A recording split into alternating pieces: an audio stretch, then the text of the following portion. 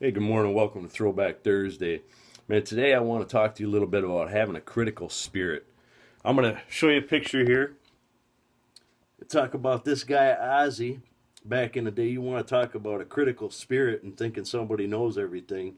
That'd be me. You know, almost any pagan that you talk to, somebody that's caught up in the occult, they got the most critical spirits in the world, man. They think they know everything, and they're always trying to push their agenda on you and definitely ain't taking nothing in. If you try to talk to these people about stuff, man, they got that wall up there. You know, there might be a point in time in their life like it was with me when something dramatic happened and I came to myself and was open to stuff. But normally these people are so caught up in themselves, they ain't trying to hear nothing. And you know what? There's a lot of Christians like that too, man. So today I want to talk to you about people with critical spirits. You know, I got a sermon coming up in a couple weeks on worldly wisdom versus godly wisdom, based on the passages in James chapter 3, verses 13 through 18. So I want to talk to you a little bit about that. And first I want to bring up a couple little things out of this here awesome book by Drew Dick called Yawning at Tigers. He put in a good analogy about experiencing God and knowing God, and how they're two different things, but you need them both. And, you know, it's so possible for us to understand God's love, but not experience. And there's a lot of theologians out there. There's a lot of guys I was locked up in prison with that seemed that the more they knew about the Bible, the more passages they could throw at you, the more theology they knew, they certainly didn't live it. And I notice it's like that out here in the streets too a little bit, man. It seems like a lot of these people that know so much don't know nothing. So one of the things he says in here is the gospel requires mental assent. We must believe it and confess it. Knowledge of God's love is essential, but not adequate. It must be experienced too. And he gave a great analogy dealing with Australia's Great Barrier Reef. Now, there's two different aspects you can experience the barrier reef. You can go and swim in it, snorkel in it, and actually experience it, the beauty of it, and just all the stuff that you're surrounded with. And then there's the other aspect where you can go on Wikipedia or something, and you can study the Great Barrier Reef and gain knowledge of you know, all the different types of fish, how many miles it is. You can see it from outer space. But regardless of how many facts that you gain, regardless of how interesting that you replace this with facts, if you don't experience that, you're never going to get the full effect. And it's the same with God's love, man. Simply knowing about God can never take place in experiencing God. You can gather all the facts you want about God in the rest of your life, and it's not going to grow you anymore. He says this in the same way the knowledge of God is critical.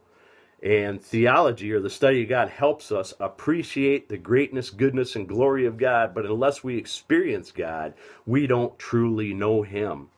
Acknowledging His love is one thing. Letting it penetrate your heart and living in light of its reality is another thing altogether. You know, this whole deal with godly wisdom versus worldly wisdom is so huge, especially in the Christian circle.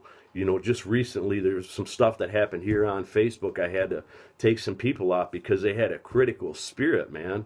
You know, worldly wisdom is the three battlefields that we fight on a constant daily basis, man. That's the world, the flesh, and the devil. The worldly wisdom is telling us to do the things the world wants us to do, the way the world wants us to do it. The flesh, caught up in the flesh, it's all about me, me, I. You're trying to push your agenda on people. And satanic wisdom is what? The devil comes only to do three things. So, and what are those? So, man, if you got that in your heart, then you have worldly wisdom, and you're trying to push your agenda on other people, just like these Facebook posts, man. And when people are trying to drive their truth into you, that's worldly wisdom. Because godly wisdom, it states in James 3:13 through 18, will be delivered in meekness and humility. So there's a big difference between worldly wisdom, which is, no, what you're saying is wrong. This is the truth. This is what the Bible says. Blah, blah, blah. Shove, shove, shove. Put their hooks in you. Believe what I want you to believe. But God said, do it in meekness and humility. Does that sound like meekness and humility? Now, I'm not saying that anybody that does this is in worldly wisdom, but you know what? When you're doing stuff like that, take a good look at your heart and find out why you're doing it. Is it being delivered in meekness and humility? Because you're not going to push your beliefs on anybody else, man, especially those people that got that walls up. Are you trying to push your agenda on other people? Or maybe in meekness and humility, that means, hey, bro, maybe you should take a look at this. You know, this is what I believe, and here's why I believe it, not you will and my truth.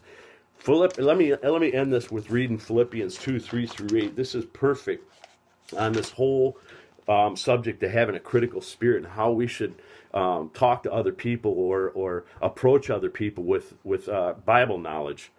And this is how God does it, man. It says, do nothing out of rivalry or conceit, but in humility consider others more important than yourself.